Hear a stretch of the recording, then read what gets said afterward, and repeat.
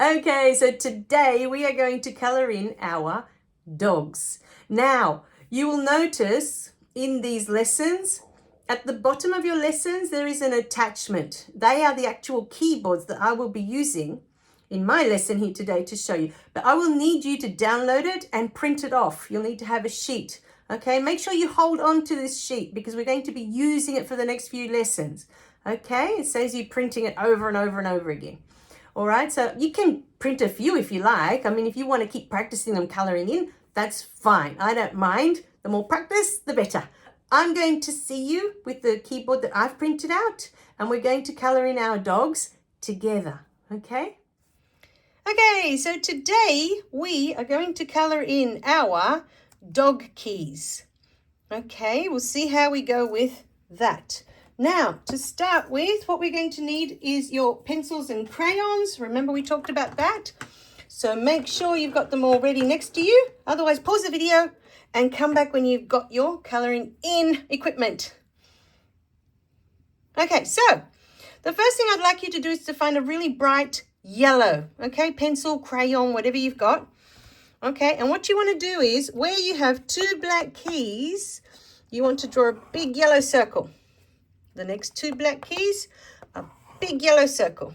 The next two black keys, another yellow circle. And keep going. There's another keyboard underneath that we want to do the same. Two black keys, circle.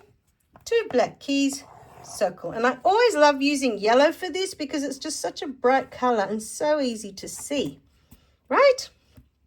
So that's our beautiful two black keys. And they're all circled to make it really easy for us to find our dogs. Because remember we practiced finding them on the piano, right? Now, there's two things you can do for colouring in. The first one is you can pick the colour of the coat of your animal, okay? So if you've got brown dogs at home, you might want your dogs here to be brown. Or you might want to pick the colour of its collar. So my dogs are going to have a lovely blue collar. So in between the two black keys, I'm going to start colouring in my beautiful dogs with this beautiful blue. Now, as we're colouring in our dogs, very important, make sure that you make all of your dogs the same colour. Okay, there is a reason for this. We'll see at the end why we want them all the same. Underneath, when you finish colouring in, draw a big D for dog in capitals. Okay, there's also a reason for the capitals. So let's move over to the next dog. Over we go. And start colouring this dog in the same colour that you chose. If your first dog was brown, this dog will be brown as well. They're all going to be brown. Mine are all going to be blue because this is the colour of the collar that my dog wears.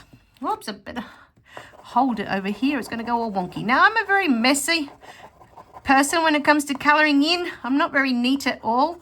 But if you are and you like making your colouring in really good, please take your time, okay?